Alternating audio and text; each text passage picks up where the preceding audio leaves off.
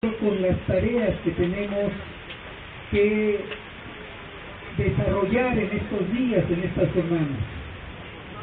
Un primer elemento que yo creo que debemos destacar y enfatizar es el fracaso del plan de guerra que particularmente en el terreno electoral se diseñó desde 2006.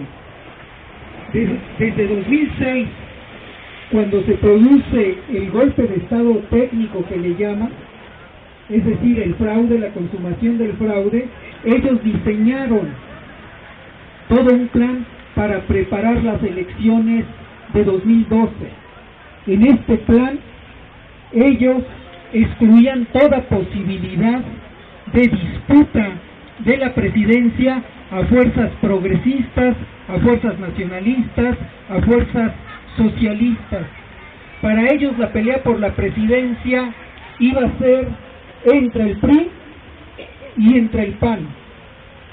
Los candidatos del PRI o su candidato y el candidato del PAN eran los que se iban a disputar el primero y el segundo lugar. Se había dejado el tercer lugar para el candidato de una coalición popular. En este caso se proyectaba que el candidato de esta coalición iba a ser Andrés Manuel López Obrador. Este era el plan, así se diseñó, se construyó a lo largo de 6 años. La guerra no solo ha sido contra, supuestamente, el narcotráfico, ha sido una guerra contra el pueblo. Incluso la guerra contra el narcotráfico es parte de un proceso de ocupación de nuestro país y es parte de la guerra general contra la soberanía y los derechos del pueblo. Entonces, el plan en el terreno electoral es que la disputa se centrara, se resolviera en torno a los candidatos de estos dos partidos. Este era el plan de la oligarquía, de los grandes ricos, este era el plan de la mayor parte de la clase política, este era el plan del imperialismo. Este plan fracasó. Hace alrededor de 3 semanas empezó a despuntar Andrés Manuel López Obrador y la pelea, queramos o no, empezó a darse entre el candidato priista y el candidato del movimiento progresista que encabeza Andrés Manuel López Obrador.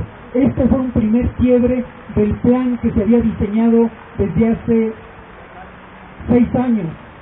La pelea era ya no entre el PRI y el PAN, sino entre el PRI y el candidato de esta coalición de izquierda.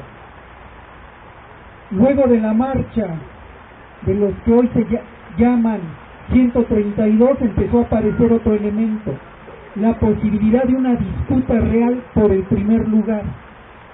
Esto echó por tierra los planes que se habían diseñado a lo largo de 6 años. Estos planes tenían que ver con la necesidad del régimen de darse legitimidad. El régimen actual está muy cuestionado. Viene de cuando menos 2 fraudes electorales y cuando menos una insurrección armada. El fraude de 1988, el 2006 y la insurrección armada de 1994, sin hablar de una gran cantidad de levantamientos y movilizaciones sociales que tienen en la huelga de la Universidad de 1999, en el levantamiento de Atenco, en el levantamiento de los mineros de las truchas en Michoacán, sus ejemplos más visibles.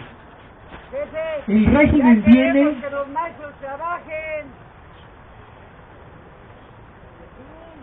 Cállate, viejo, loco. Entonces, lo que nosotros tenemos que destacar es que estos levantamientos de alguna u otra manera configuraron un proceso de resistencia que de alguna u otra manera se expresa en términos electorales y en términos sociales. Dentro del plan que ellos se plantearon,